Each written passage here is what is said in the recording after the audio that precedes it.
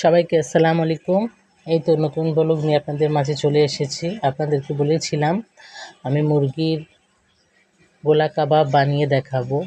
তো গরুর কাবাব তো সবাই খান কম বেশি, এটা চিকেন দিয়ে করতে পারেন। আসলে এটা যারা করেননি একবার ট্রাই করে দেখবেন, অনেক মজা আর সুস্বাদু হয়। তো এই যে আমি দেখাচ্ছি, এটা কিন্তু হাড় ছাড়া মাংসগুলো নিতে হবে। আমি মাংস ধুয়ে রেডি করে রেখেছি। তারপরে এখানে মরিচ, কাঁচা মরিচ আছে, ধনিয়া পাতা এবং পুদিনা পাতা নিয়েছি। আমি ভিডিওর শেষে আপনাদেরকে একটা টিপস বলে দিব আর কি।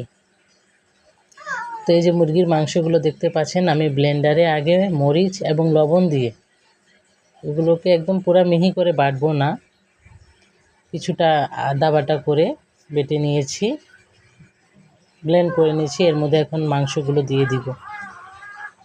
তো মাংসগুলো কিন্তু পুরাটা গুঁড়া করা যাবে না, একদম মিহি করা যাবে না, কিছুটা শক্ত ভাব রেখে ব্লেন্ড করব।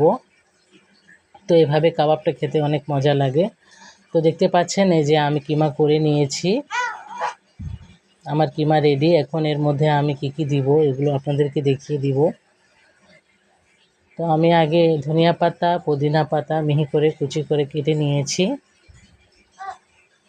এখন আমি এর মধ্যে দিব এই যে জিরা বাটা, গরম মশলা এবং জিরা বাটা অল্প, একদম অল্প পরিমাণে দিব। এদিকে চা হচ্ছে, চা রেডি করতেছে আর কি, কাজও করছি, চা খাওয়ার জন্য চা রেডি করছি। তো এই যে আমি এখন অল্প পরিমাণ, খুবই অল্প পরিমাণে গরম মশলা বাটা দিয়েছি। এবার এই যে একটু আদা বাটা দিয়ে দিব, এরপরে একটু রসুন বাটা দিয়েছি। তো আপনারা যারা ঝাল কম বেশি খান, যেভাবে যার ইচ্ছা দিবেন, তবে এটা একটু কাঁচামরিচ বেশি করে দিয়ে বানালে না অনেক টেস্টি হয়, ফ্লেভারটা অনেক সুন্দর আসে। তো আমি এই যে গুঁড়া মরিচ দিয়ে দিব এবার।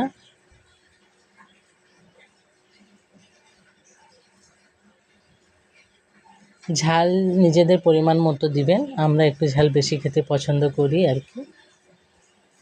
এবার আমরা আগে এই যে পুদিনা পাতা, ধনিয়া পাতা যেগুলো মিহি করে কুচি করে কেটে রেখেছি, এগুলোকে হাত দিয়ে একটু আগে কষলিয়ে নেব। এরপরে মাংসের সাথে এই যে মিশিয়ে নিচ্ছি, দেখতে পাচ্ছেন। হ্যাঁ, এবং অবশ্যই একটু এক টুকরা লেবু দিয়ে, লেবু রস দিয়ে দিবেন চিপে চিপে ভাবে। এই লেবুর রসটা এবং পুদিনা পাতা দেওয়াতে এটা আপনাকে একদমই লাগবে না যে এটা মুরগির কাবাব আছে, এটা একদম মনে হবে গরুর মতো। তো এই যে ভালো করে কষলিয়ে কষলিয়ে আমরা এটাকে মেখে নিব, কারণ আপনি যত সুন্দর করে মেখে নেবেন, তো লবণের স্বাদ, মরিচ মশলার স্বাদগুলো একদম সুন্দর করে এর মধ্যে চলে যাবে। তো আমি রেস্টের জন্য কিছুক্ষণ রেখে দিব, প্রায় আধা ঘন্টার মতো রেখে দিয়ে তারপরে এটাকে আমি কাবাবের শেপ দিয়ে নিব।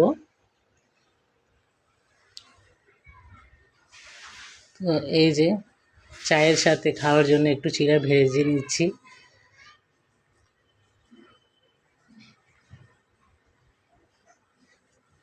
বাবার বাড়ি থেকে এসেছে, চিড়া তো রাখা ছিল, এই জন্য একটু একটু করে এই যে ভেজে ভেজে এভাবে করে খাইতে মজাই লাগে চায়ের সাথে, এই জন্য একটু ভেজে নিচ্ছি। এই যে চা রেডি হচ্ছে আমার, চা রেডি হয়ে গেলে চিড়া খাবো আর কি। তো এই যে আমার আধা ঘন্টার পর আমি এগুলোকে দেখেন এভাবে করে গোল শেপ দিয়ে এগুলোকে এভাবে ঝুড়িতে খোলা রেখে উপর দিয়ে পলি দিয়ে ওটাকে ঢেকে রেখে আমি ডিপ ফ্রিজে রেখে দিব।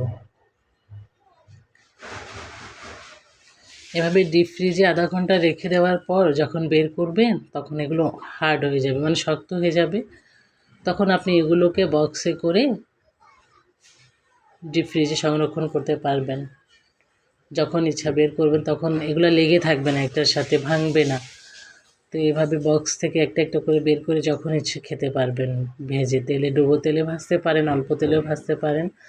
তবে সবাই একটু ট্রাই করবেন, আসলে এটা অনেক টেস্টি হয়। এটার জন্য আমার স্যার আমাকে অনেক প্রশংসা করেন, বলেন যে আসলে এটা আমার হাতের অনেক মজা হয়েছে। তো এই যে দেখতে পাচ্ছেন আমি ডিপ ফ্রিজে রেখে দিয়েছিলাম, এই যে একটা একটা করে দেখেন খুলে যাচ্ছে। এভাবে খুলে নিয়ে বক্সে একটা একটা করে রেখে দিলে এটা যখন ভাজবো না তখন একটা একটা করে বের করে নিব, তখন আর কোনো ভাঙবে না, তাই আর কি।